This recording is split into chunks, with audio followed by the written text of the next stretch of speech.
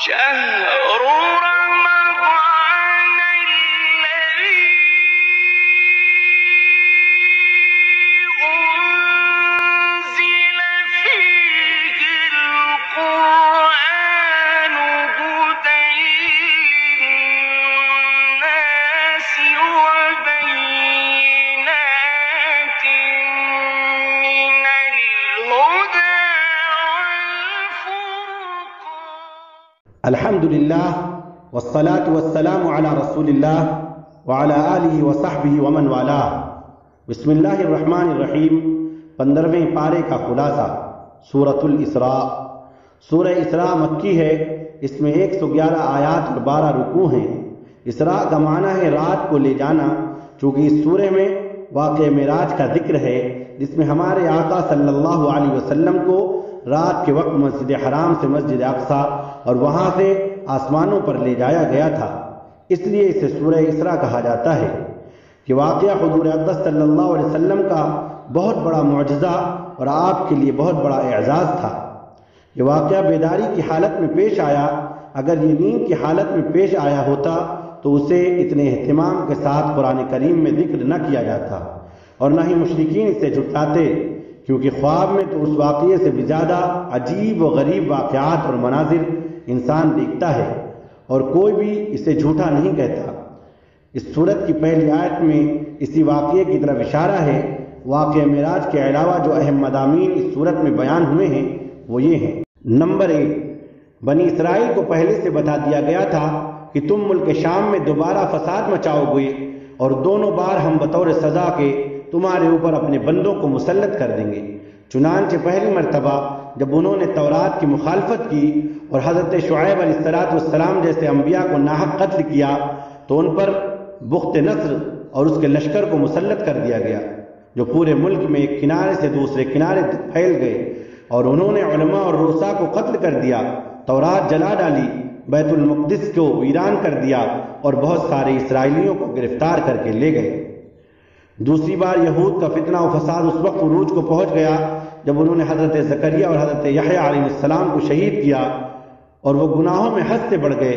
اب کی بار بابل کا ایک بادشاہ جسے بیردوس یا خردوس کے نام سے یاد کیا جاتا ہے ان پر مسلط کر دیا گیا. یہی فتنہ و فساد یہود کی تاریخ رہی ہے. نبی کریم صلی اللہ علیہ وسلم کے زمانے میں بھی انہوں نے اپنے آباء کی روایت کے مطابق جب جرائم اور سازشوں کی راہ اختیار کی تو ان پر مسلمانوں کو غلبہ عطا کر دیا گیا، جنہوں نے انہیں جزیرہ عرب سے نکال باہر کیا. ماضی قریب میں ہٹلر ان کے لیے خدائی کوڑا ثابت ہوا، جس نے بے شمار یہودیوں کو قتل کیا اور بے شمار کو زندہ جلا ڈالا. آج پھر ان کا فتنہ و فساد عروج پر ہے. اب دیکھیے ان پر اللہ کا قہر کب نازل ہوتا ہے. نمبر 2، قرآن کریم کی عظمت انسان کی فطرت و طبیعت میں داخل جلد بازی اور ہر انسان کے ساتھ اس کے عمل اور نتائج عمل کے لازم ہونے کا ذکر کرنے کے بعد اجتماعی زندگی کے تقریباً 13 اسلامی آداب و اخلاق بیان کیے گئے ہیں. حقیقت میں اخلاق و آداب ہی کی وجہ سے کوئی امت اور فرد عزت و عظمت کی مستحق بنتے ہیں. بعض حضرات نے ان آداب کو معراج کا پیغام بھی قرار دیا ہے.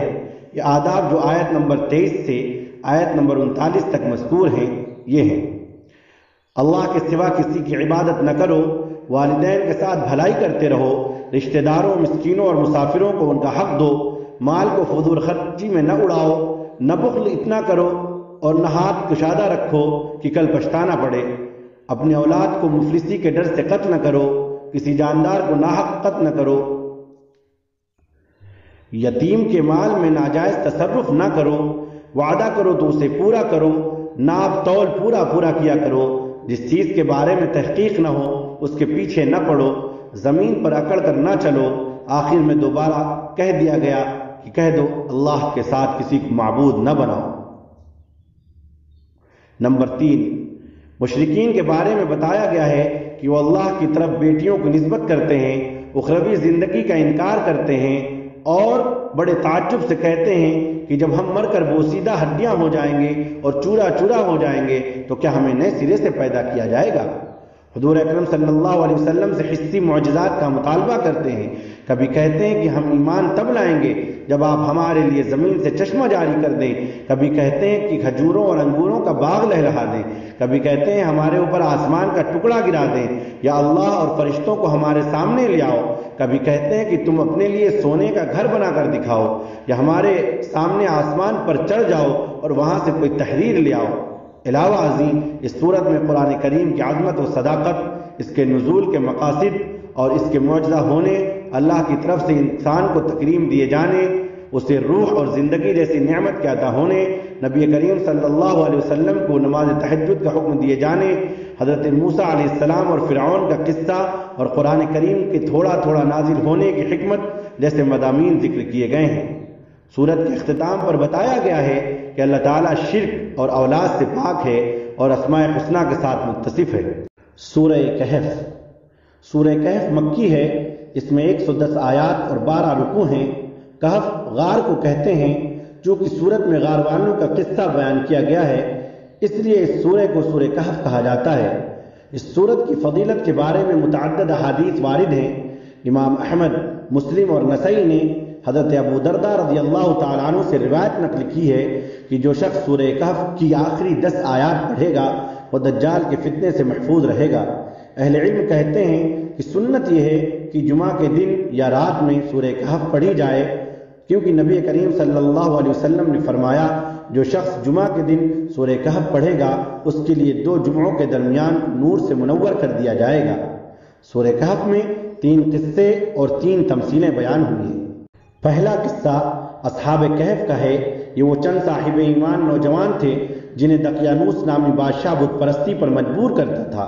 وہ ہر ایسے شخص کو قتل کر دیا کرتا تھا جو اس کی شرکیہ دعوت کو قبول نہیں کرتا تھا. ان نوجوانوں کو ایک طرف مال و دولت کے انبار، اونچے عہدوں پر تقرر اور معیار زندگی کی بلندی جیسی ترغیبات دی گئیں اور دوسری طرف ڈرایا اور دھمکایا گیا اور جان سے مارنے کی دھمکیاں دی گئیں. ان نوجوانوں نے ایمان کی حفاظت کو ہر چیز پر مقدم جانا اور اسے بچانے کی خاطر نکل کھڑے ہوئے. چلتے چلتے شہر سے بہت دور ایک پہاڑ کی غار تک پہنچ گئے. انہوں نے اس غار میں پناہ لینے کا ارادہ کیا. وہ جب غار میں داخل ہو گئے تو اللہ نے انہیں گہری نیند سلا دیا، یہاں تک کہ وہ 309 سال تک سوتے رہے. جب نیند سے بیدار ہوئے تو کھانے کی فکر ہوئی. ان میں سے ایک کھانا خریدنے کے لیے شہر آیا. وہاں اسے پہچان لیا گیا. 3 صدیوں میں حالات بدل چکے تھے. اہل شرک کی حکومت کب کی ختم ہو چکی تھی اور اب موحد برسر اقتدار تھے. ایمان کی خاطر گھر بار چھوڑنے والے یہ نوجوان ان کی نظر میں قومی ہیروز کی حیثیت اختیار کر گئے. اس قصے سے یہ سبق حاصل ہوتا ہے کہ مومن کو ایمان کے سلسلے میں بڑا حساس ہونا چاہیے، اور اگر خدا نخواستہ مادیت اور ایمان دونوں میں سے کسی ایک کا انتخاب کرنا پڑے اور چننا پڑے تو اسے بہر طور ہر حال میں ایمان کی حفاظت کو ہی ہر مادی چیز پر ترجیح دینا چاہیے. دوسرا قصہ حضرت موسیٰ اور حضرت خضر علیہ السلام کا ہے. سیدنا موسیٰ علیہ السلام کو جب اللہ کی طرف سے یہ اطلاع دی گئی کہ سمندر کے کنارے ایک ایسے صاحب رہتے ہیں جن کے پاس ایسا علم ہے جو آپ کے پاس نہیں، تو آپ ان کی تلاش میں نکل کھڑے ہوئے. چلتے چلتے آپ سمندر کے کنارے پہنچ گئے. یہاں آپ کی ملاقات حضرت خضر علیہ السلام سے ہوئی اور آپ نے ان کے ساتھ رہنے کی اجازت مانگی. انہوں نے اس شرط کے ساتھ اجازت دے دی کہ آپ کوئی سوال نہیں کریں گے. پھر 3 عجیب واقعات پیش آئے. پہلے واقعے میں حضرت خضر علیہ السلام نے اس کشتی کو پھاڑ ڈالا جس کے مالکان نے انہیں کرایہ لیے بغیر بٹھا لیا تھا. دوسرے واقعے میں ایک معصوم بچے کو قتل کر دیا. تیسرے واقعے میں ایک ایسے گاؤں میں گرتی ہوئی بوسیدہ دیوار کی تعمیر شروع کر دی جس گاؤں والوں نے انہیں کھانا تک کھلانے سے انکار کر دیا تھا. حضرت موسیٰ علیہ السلام تینوں مواقع پر خاموش نہ رہ سکے اور بول پڑے کہ آپ نے ایسا کیوں کیا ہے. تیسرے سوال کے بعد حضرت خضر علیہ السلام نے جدائی کا اعلان کر دیا کہ اب آپ اور میرے بیچ تعلق نہیں رہ سکتا، آپ میرے ساتھ نہیں چل سکتے. البتہ تینوں واقعات کی اصل حقیقت انہوں نے آپ کے سامنے بیان کر دی. فرمایا کشتی کا تختہ اس لیے توڑا تھا کیونکہ آگے ایک ظالم بادشاہ کے کارندے کھڑے تھے جو ہر سالم اور نئی کشتی زبردستی چھین رہے تھے. جب میں نے اسے عیبدار کر دیا تو یہ اس ظالم کے قبضے میں جانے سے بچ گئی. یوں ان غریبوں کا ذریعہ معاش محفوظ رہا. بچے کو اس لیے قتل کیا کیونکہ یہ بڑا ہو کر والدین کے لیے بہت بڑا فتنہ بن سکتا تھا، جس کی وجہ سے ممکن تھا انہیں کفر کی نجاست میں مبتلا کر دیتا، جبکہ اللہ نہیں چاہتا تھا کہ اس کے انتہائی نیک والدین محض اس کی محبت میں ایمان تک سے محروم ہو جائیں۔ اس لیے اللہ نے اسے مارنے کا اور اس کے بدلے انہیں با کردار اور محبت و اطاعت کرنے والی اولاد دینے کا فیصلہ فرمایا۔ گرتی ہوئی دیوار اس لیے تعمیر کی کیونکہ وہ 2 یتیم بچوں کی ملکیت تھی، ان کے والدین اللہ کے نیک بندے تھے، دیوار کے نیچے خزانہ پوشیدہ تھا، اگر وہ دیوار گر جاتی تو لوگ خزانہ لوٹ لیتے اور نیک والدین کے یہ 2 یتیم بچے اس سے محروم ہو جاتے۔ ہم نے اس دیوار کو تعمیر کر دیا تاکہ جوان ہونے کے بعد وہ اس خزانے کو نکال کر اپنے کام میں لا سکے۔ حضرت موسیٰ اور حضرت خضر علیہ السلام کے واقعے سے ہمیں یہ سبق ملتا ہے کہ ہمارے سامنے شب و روز جو واقعات پیش آتے ہیں، کسی کو جوانی یا بچپن میں موت آ جاتی ہے، کوئی کسی حادثے کا شکار ہو کر زخمی ہو جاتا ہے، کسی کی عمارت گر جاتی ہے، کسی کا چلتا ہوا کاروبار ٹھپ ہو جاتا ہے، تو ان تمام واقعات کے پس پردہ بڑی عجیب و غریب حکمتیں اور حقائق پوشیدہ ہوتے ہیں۔ اس دنیا کے ظاہر اور باطن میں بڑا اختلاف ہے، انسان کی نظر ظاہر میں الجھی رہتی ہے اور باطنی رازوں کا ادراک سے اس کی عقل قاصر رہ جاتی ہے۔ یہ قصہ مادیت کے ان علمبرداروں کی تردید کرتا ہے جو ظاہری کو سب کچھ سمجھتے ہیں اور اس کے پس پردہ کسی حکیم و خبیر کی حکمت کے وجود سے انکار کرتے ہیں۔ تیسرا قصہ ذوالقرنین کا ہے، لیکن اسے انشاءاللہ ہم 16ویں پارے کے اہم مضامین میں ذکر کریں گے۔ ان واقعات کے علاوہ 3 مثالیں بھی سورہ کہف میں ذکر کی گئی ہیں۔ پہلی مثال ایک قصے کی صورت میں پیش کی گئی ہے۔ یہ قصہ ایک ایسے شخص کا ہے جو انتہائی ثمر بار اور قیمتی باغوں کا مالک تھا۔ ان باغات کے علاوہ مال دولت کے حصول کے کئی دوسرے اسباب بھی اس کے لیے مہیا ہو گئے تھے۔ دولت کی کثرت نے اسے فخر اور غرور میں مبتلا کر دیا، وہ بڑے بڑے دعوے کرنے لگا، اسے غلط فہمی ہو گئی کہ یہ ثروت و غنا اور یہ مالداری اسے ہمیشہ حاصل رہے گی اور اس پر کبھی زوال و خاتمہ نہیں آئے گا۔ اس کا خیال تھا کہ اول تو قیامت قائم ہی نہیں ہوگی اور اگر ہوئی بھی تو وہاں بھی مجھے خوشحالی حاصل رہے گی۔ اس کے صاحب ایمان دوست نے اسے سمجھانے کی کوشش کی کہ اسباب کو خدا کا درجہ مت دو، انہیں سب کچھ نہ سمجھو اور اللہ کو ہرگز نہ بھولو، اس کائنات میں وہی کچھ ہوتا ہے جو وہ چاہتا ہے۔ لیکن دولت نے اس کی آنکھوں پر ایسی پٹی باندھ دی کہ سورج سے بھی زیادہ یہ روشن حقیقت اس کی سمجھ میں نہ آ سکی۔ پھر اللہ کا عذاب آیا اور اس کے باغات جل کر کوئلہ ہو گئے۔ تباہی اور بربادی کے بعد وہ پچھتانے لگا کہ اے کاش میں نے شرک نہ کیا ہوتا اور اسباب کو خدا کا درجہ نہ دیا ہوتا، مگر اس کا پچھتاوا اس کے کسی کام نہ آیا۔ یہ بات واضح ہے کہ یہ شخص خدا کو مانتا تھا اور قیامت کا مبہم سا تصور اس کے دل میں تھا، اور یہ جو اس نے کہا کہ کاش میں نے شرک نہ کیا ہوتا تو اس سے مراد شرک فی الاسباب تھا، یعنی اسباب ہی کو سب کچھ سمجھ لینا اور مسبب الاسباب کو بھول جانا۔ آج کل بہت سارے مسلمان بھی اس شرک میں مبتلا ہو چکے ہیں۔ اس میں شک نہیں کہ اسباب کو اختیار کرنا ایمان اور توکل کے منافی نہیں، مگر اسباب کو مؤثر بالذات سمجھ لینا یقیناً ایمان کے منافی ہے۔ دوسری مثال باری تعالیٰ نے یوں بیان فرمائی ہے، اور ان کے سامنے دنیا کی زندگی کی مثال بیان کر دو۔ اس کی مثال ایسی ہے جیسے زمین کی روئیدگی کا معاملہ، یعنی سرسبزگی کا معاملہ۔ آسمان سے ہم نے پانی برسایا اور زمین کی روئیدگی اس سے مل جل کر ابھر آئی اور خوب پھلی پھولی۔ پھر کیا ہوا؟ یہ کہ سب کچھ سوکھ کر چورا چورا ہو گیا، ہوا کے جھونکے اسے اڑا کر منتشر کر رہے ہیں۔ اور کون سی بات ہے جس کے کرنے پر اللہ قادر نہیں ہے؟ یعنی زوال اور فنا میں دنیا کی زندگی اس بارش کی طرح ہے جو آسمان سے برستی ہے، اس کی وجہ سے پوری زمین سرسبز ہو جاتی ہے، فصلیں لہلہا اٹھتی ہیں، پھول کھل جاتے ہیں، ہر طرف خوشنما منظر دکھائی دیتا ہے۔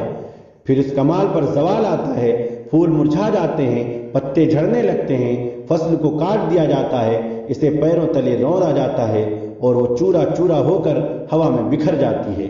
یہی حال دنیا کی نعمتوں کا ہے جو کہ زوال پذیر ہیں۔ صحت، جوانی، زندگی، خوشحالی اور عیش و عشرت کی ساری صورتیں عارضی ہیں۔ ان نعمتوں کی وجہ سے صرف جاہل اور احمق ہی دھوکے کا شکار ہوتے ہیں۔ اصحاب عقل جانتے ہیں کہ یہ سب کچھ دنیا کی زندگی کا سامان اور زینت ہے، باقی رہنے والی اور ہمیشہ کی زندگی میں کام آنے والی چیزیں نیک اعمال ہیں۔ تیسری مثال تکبر اور غرور کی ہے، اور اسے حضرت آدم علیہ السلام کے ساتھ ابلیس کے قصے میں بیان کیا گیا ہے۔ جب اس نے کبر و غرور کی وجہ سے اللہ کے حکم کے باوجود حضرت آدم علیہ السلام کے سامنے سجدہ کرنے سے انکار کر دیا تھا، اس کا خیال تھا کہ میں افضل ہوں، اور یہ کیسے ممکن ہے کہ افضل مفضول کے سامنے سجدہ کرے۔ اس قصے کے ضمن میں انسان کو سمجھایا گیا ہے کہ وہ کبھی بھی فخر اور گھمنڈ میں مبتلا نہ ہو اور اللہ کے حکموں کے سامنے منطق نہ لڑائے کہ بندگی کا تقاضا تسلیم و انقیاد، مان لینا ہے اور جھک جانا ہے، نہ کہ حجت بازی اور انکار کرنا۔ صدق اللہ العظیم۔